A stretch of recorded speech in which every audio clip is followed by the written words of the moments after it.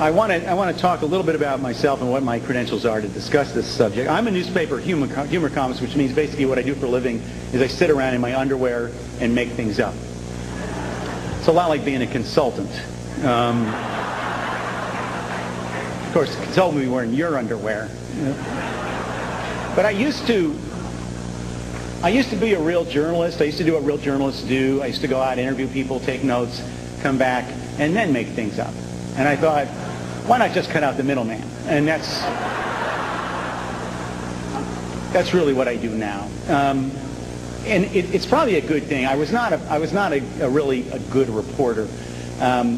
The key to being a good reporter is not so much writing ability, it's ability to talk to people, to keep your wits about you, to not get flustered, to not blither, to be able to ask penetrating questions even when you're facing an intimidating person. I was bad at all of that. I have a tendency to blither and freeze up and lock up whenever I was confronted with somebody intimidating. I can give you a true example of that. This happened after I became a columnist, but I was briefly put in a situation that reminded me of how bad I was at being a reporter. In 1992, I was in New Hampshire. I was writing columns about the New Hampshire presidential primary. And I decided to spend a day following then First Lady Barbara Bush around. Not as a stalker, but as a member of the press corps with Mrs. Bush. And it was a real press corps. Big-time reporters, big-time papers, New York Times, Washington Post, and so on, and Mrs. Bush's entourage and her Secret Service agents. Quite an imposing Washington group of people. And then I was kind of lurking in the background, which is what I do, just taking notes, not saying anything. It comes the end of the day, Mrs. Bush has a little press conference, which I didn't say anything in. And then when I thought we were going to leave, a photographer, the White House photographer, said he wanted a picture of the press corps with Mrs. Bush. And he put us in a semicircle and put me kind of right in the middle and brought Mrs. Bush over, and he put her right next to me. So I've gone from being kind of lurking in the outside, which is what I like to do, to being in the middle of this very high-powered Washington group, right next to the First Lady of the United States.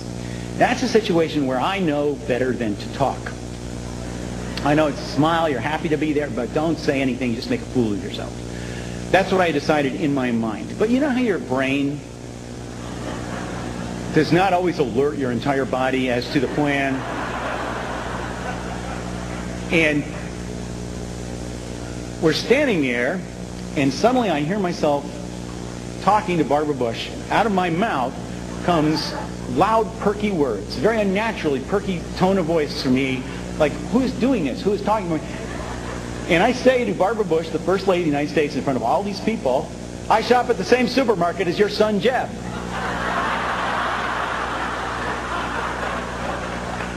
That's what I told Barbara Bush. And it was true. At the time, Jeb Bush, who was not the governor then, and I shopped at the same public supermarket on South Dixie Highway. But I don't think she was dying to know that.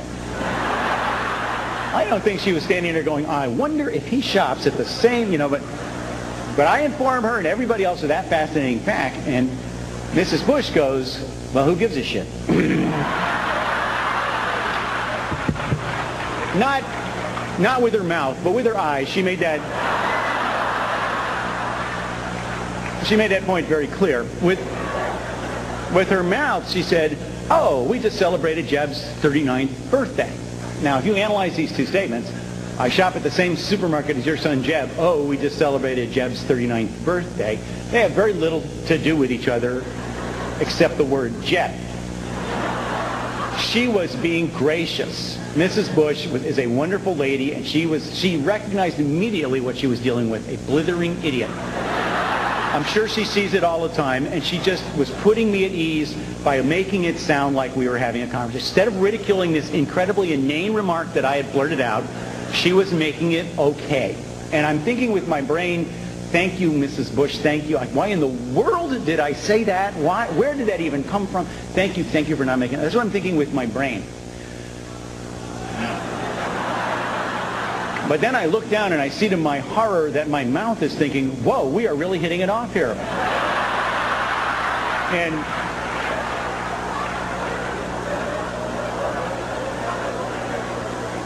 And I hear myself saying to Barbara Bush, following up on the fascinating fact that I shop at the same supermarket as her son Jeb, I say in a very loud, perky voice, "He's very tall."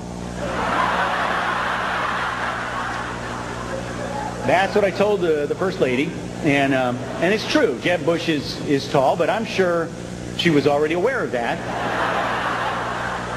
And she says, I'm sure at this point she's looking around for somebody with a tranquilizer dart. But she says, "Well, he didn't just grow this year." And then, thank God, the photographer took the picture, and all I had to do was endure the ridicule of my fellow journalists on the long bus ride back to the hotel, marveling at my interviewing technique. Speculating on what I would have asked Lee Harvey Oswald if I'd had the chance. And you know how they say there's this phenomenon called spontaneous human combustion, where people just burst into flames and scientists can't explain why.